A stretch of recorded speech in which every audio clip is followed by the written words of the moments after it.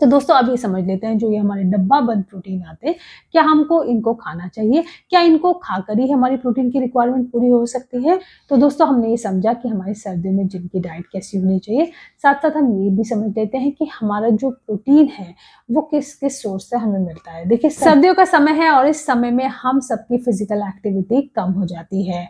जो लोग जिम जाते हैं उनका जिम जाना बंद हो जाता है, लेकिन फिर भी कुछ लोग ऐसे हैं, चाहे सर्दी पड़े या गर्मी पड़े, वो अपना जिम जाना नहीं छोड़ते, वो अपना वर्कआउट नहीं छोड़ते, साथ के साथ वो सही डाइट लेना भी नहीं छोड़ते। पर क्या दोस्तों सर्दी और गर्मी की जिम की डाइट एक जैसी होती है?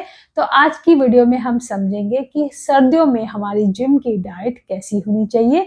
क्या सिर्फ प्रोटीन खाना इनफ है?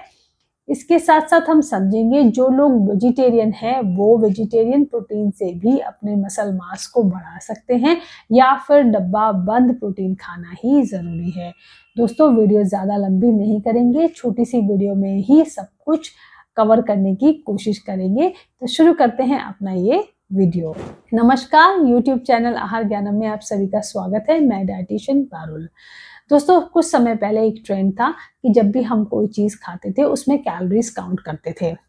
फिर हमने उसमें कार्बोहाइड्रेट देखना शुरू कर दिया। अगर ज़्यादा कार्बोहाइड्रेट है तो हम उसको नहीं खाते हैं। फिर हमने एडेड शुगर को देखा, अगर एडेड शुगर है तो हमने उसको साइड में कर दिया। लेकिन अब ट्रेंड चेंज हो गया है, अब हम प्रोटीन को देखते हैं। अगर खाने में ज़्यादा प्रोटीन है तो वो खाना अच्छा है, अगर उसमें प्रोटीन की मात्रा कम है तो वो खाना हमारे शरीर के लिए ठीक नहीं है। तो दोस्तों ऐसा नहीं है, हमारे शरीर को प्रोटीन, कार्बोहाइड्रेट, फैट, मिनरल्स और अदर वाइटामिन सभी बैलेंस्ड फॉर्म में चाहिए। लेकिन हम प्रोटीन के पीछे भागते हैं और अदर न्यूट्रिएंट्स को पीछे छोड़ देते हैं, जिसकी वजह से शायद हम मसल मास तो बढ़ा लेते हैं लेकिन हमारे शरीर में अदर डेफिशिएंसीज हो जाती हैं। जब हम बहुत ज़्यादा प्रोटीन खाते हैं तो हमारी डाइट में से कार्बोहाइड्रेट कम हो जाता है, मिनरल्स कम हो जाते हैं, वाइटामिन्स कम हो जाते हैं, जिसकी कमी हमें ज़्यादा परेशान करती है। जैसे कि कार्बोहाइड्रेट हमारी एनर्जी का फर्स्ट सोर्स है। अगर आप कार्बोहाइड्रेट नहीं खाएंगे तो आपको एनर्जी नहीं आएगी, और एनर्जी नहीं आएगी तो आप जिम में परफॉर्म भी नहीं कर पाएंगे।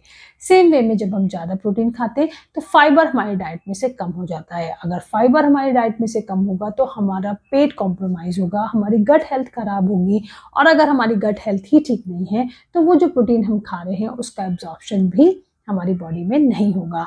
सेम वे में अगर आप वाइटामिन्स नहीं खाते हो, सपोज आप विटामिन सी आपकी डाइट में कम है, तो उसकी कमी से आपको कोलेजन फॉर्मेशन नहीं होगी, आपकी स्किन डल डल लगेगी, आपके बाल अच्छे नहीं होंगे और आपको स्कर्वी रोग भी हो सकता है। तो दोस्तों बैलेंस डाइट इम्पॉर्टेंट है।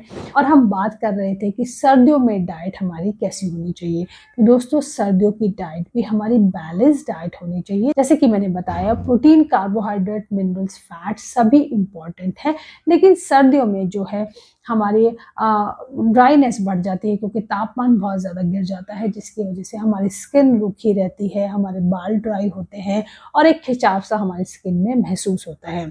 सर्दियों में हमारी कैलोरीज की रिक्वायरमेंट भी बढ़ जाती है। तो ऐसे में हमें अपनी डाइट में फैट को भी शामिल करना चाहिए। दोस्तों मेनली जब हम वर्कआउट करते हैं या वेट लॉस करना चाहते हैं हम, तो फैट को अपनी डाइट में से हटा देते हैं। हम समझते हैं फैट कल्प्रिट है, हमें फैट हटा देना चाहिए। लेकिन अगर आप फैट का इस्तेमाल अपनी डाइट में नहीं करेंगे तो फर्दर आप कॉन्स्टिपेटेड हो जाएंगे। एक तरफ आप बहुत ज़्यादा प्रोटीन खा रहे हैं जिसकी वजह से आपको ब्लोटिंग, गैस की इश्यूज बनेंगे, और अगर आप फैट नहीं खा रहे हैं तो आपका जो स्टूल है वो ड्राई हो जाएगा, जिसकी वजह से आपकी गट हेल्थ कॉम्प्रोमाइज़ होगी। बहुत सारे फैट सॉल्युबल विटामिन्स जो हमारी बॉडी के लिए ज़रूरी है उसका एब्जॉर्प्शन भी फैट की प्रेजेंस में ही होता है। तो आपको फैट खाना ज़रूरी है। साथ के साथ आपकी स्किन के लिए, आपके बालों के लिए भी फैट का होना बहुत ज़रूरी है। और जैसे कि मैंने बताया, सर्दियों में हमारी बॉडी की हीट की रिक्वायरमेंट बढ़ जाती है और हमारी बॉडी खुद कैलोरीज को बर्न करती है, मेटाबॉलिक रेट हमारा हाई होता है। तो ऐसे समय में अगर हम फैट खाएंगे तो हमें उससे गर्मी मिलेगी और हम अपने आप को बहुत सारे इन्फेक्शन से बचा सकेंगे। तो सर्दियों में अगर आप जिम जाते हैं तो जिम में आप प्रोटीन की मात्रा तो रखें, साथ के साथ फैट को भी इग्नोर ना करें। गुड फैट को अपनी डाइट में शामिल करें, डाइट में देसी घी का इस्तेमाल करें, तिल खाएं, चिया सीड खाएं, फ्लैक्स सीड भी आप खा सकते हैं। साथ ही साथ आप नट्स जैसे कि बादाम, अखरोट, इन सब का भी सेवन इस टाइम पे बढ़ा सकते हैं। तो फैट को इग्नोर ना करें। देसी घी आप खाने में ऊपर से डाल के भी एक दिन में 15 ml तक खा सकते हैं। फैट की मात्रा अच्छी रखने से आपकी स्किन में ड्राइनेस नहीं रहेगी और आप अच्छा महसूस करेंगे। तो दोस्तों हमने ये समझा कि हमारी सर्दियों में जिम की डाइट कैसी होनी चाहिए।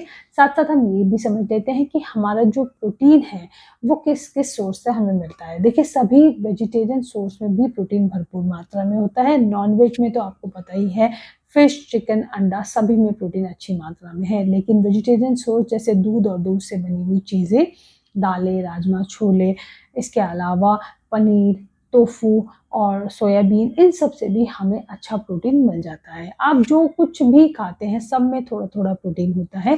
तो अगर हम सारे दिन में बैलेंस डाइट लेते हैं तो हमारी प्रोटीन की रिक्वायरमेंट आसानी से पूरी हो जाती है।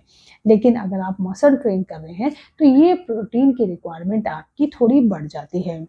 जैसे कि एक स्वस्थ व्यक्ति के लिए, सेडेंटरी लाइफस्टाइल में रहने वाले व्यक्ति के लिए एक दिन की प्रोटीन की रिक्वायरमेंट 0.8 ग्राम पर केजी बॉडी वेट है। लेकिन अगर आप मसल ट्रेनिंग कर रहे हैं तो उस समय में आपकी प्रोटीन की रिक्वायरमेंट 1.4 ग्राम टू 2 ग्राम तक भी हो सकती है। आप प्रोटीन बढ़ा सकते हैं। ये प्रोटीन आप वेजिटेरियन सोर्स से भी आसानी से बढ़ा सकते हैं। जैसे कि मैंने बताया कि अगर आप सोयाबीन चंक्स अपनी डाइट में बढ़ा देते हैं, आप एक दिन में अगर 100 ग्राम सोयाबीन चंक्स खाते हैं, 50-50 ग्राम आप 2 मील में डिवाइड करके खा सकते हैं, जिससे आपको 36 ग्राम प्रोटीन की रिक्वायरमेंट सॉर्ट हो जाएगी। इसके साथ साथ अगर आप 100 ग्राम ग्रीक योगर्ट खाते हैं तो उसमें भी आपको 15 ग्राम प्रोटीन मिलता है। नट से आपको 5 ग्राम प्रोटीन मिल सकता है। साथ साथ कुछ प्रोटीन आपको दूध, दही, छाछ, इनसे भी मिलता है। पनीर में भी आपको प्रोटीन मिलता है। तो इस तरह से करके आप अपना मैक्सिमम 70-80 ग्राम प्रोटीन आराम से एक दिन में खा सकते हैं। दोस्तों डाइट में प्रोटीन बढ़ाना आसान है लेकिन उसको पचाना उतना ही मुश्किल है। अगर आप 100 ग्राम 150 ग्राम प्रोटीन एक दिन में खाते हैं, अगर वो पच नहीं रहा है तो इस तरह का प्रोटीन आपके शरीर के लिए नहीं है। आप उसको अवॉइड करें, क्योंकि अगर एब्जॉर्प्शन ही नहीं होगा प्रोटीन का तो उस प्रोटीन को खाने का कोई फायदा नहीं है। तो अपनी गट हेल्थ के हिसाब से प्रोटीन की रिक्वायरमेंट बढ़ाएं। अगर आपको सूट कर रहा है तो आप खा सकते हैं, और अगर आपको प्रोटीन सूट नहीं कर रहा है तो आप उसको बेटर अवॉइड करें। तो दोस्तों अब ये समझ लेते हैं, जो ये हमारे डब्बा बंद प्रोटीन आते हैं, क्या हमको इनको खाना चाहिए? क्या इनको खाकर ही हमारी प्रोटीन की रिक्वायरमेंट पूरी हो सकती है? जी नहीं, जैसे कि मैंने बताया घर के प्रोटीन से भी आप अपनी रिक्वायरमेंट पूरी कर सकते हैं। तो ये जो डब्बा बंद प्रोटीन है ये तरह तरह की फॉर्म्स में मार्केट में अवेलेबल है।